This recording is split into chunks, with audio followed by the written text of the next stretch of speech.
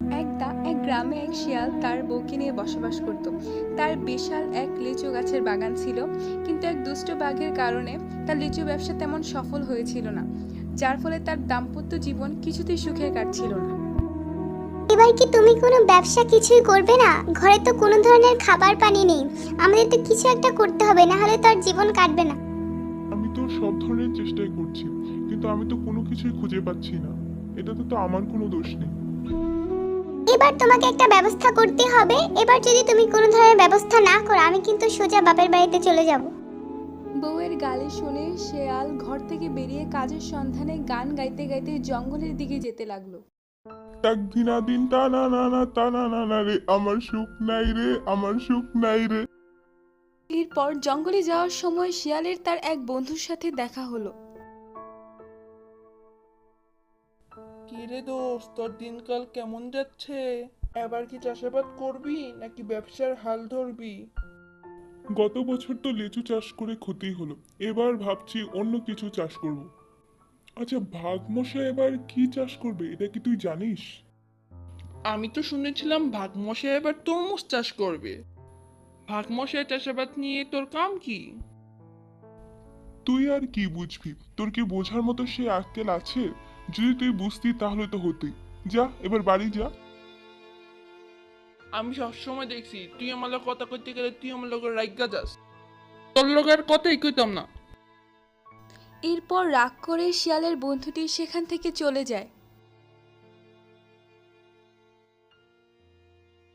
এবার তো আমাকে ভাগমশাইকে ব্যবসায় হারাতেই হবে।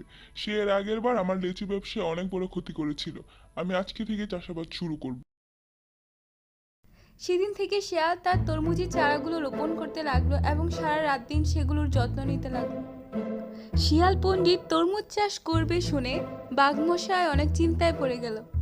সে তার বউয়ের সাথে পরামর্শ করার জন্য বাড়িতে গেল। ওগো গিন্নি, শুনছো? শিয়াল পণ্ডিত নাকি আমাদের দেখা দেখি আবার ওই তরমুজের ব্যবসা শুরু করেছে। শিয়াল পণ্ডিত যদি আবার তরমুজ চাষ করে তাহলে তো আমাদের অনেক ক্ষতি হয়ে যাবে। আমরা তো আর তরমুজ চাষ করতে পারবো না। যেভাবে হোক তাদের ব্যবসায় ক্ষতি আমাদের করতেই হবে। এটাই তো ভাবছি গিন্নি, এবার কি করবো বলো তো? আমি তো এবার অনেক বড় চিন্তায় পড়ে গেলাম। তুমি চিন্তা করো না, আমার কাছে একটা দারুণ বুদ্ধি আছে। তাদের তরমুজ ক্ষেতের মধ্যে আমি রাত্রেবেলা নুন মিশিয়ে দেব, তাহলে তরমুজ লবণাক্ত হয়ে যাবে, যার ফলে তাদের ব্যবসায় অনেক ক্ষতি হবে। তারা যখন ষড়যন্ত্র করছিল তারা জানতোই না তাদের ঘরের বাহিরে আড়ালে শিয়ালের বউ সবকিছুই কান পেতে শুনছিল। কয়েকদিন পর কি হলো জানো? শিয়ালের অনেক ভালো ভালো তরমুজের ফলন হতে লাগলো।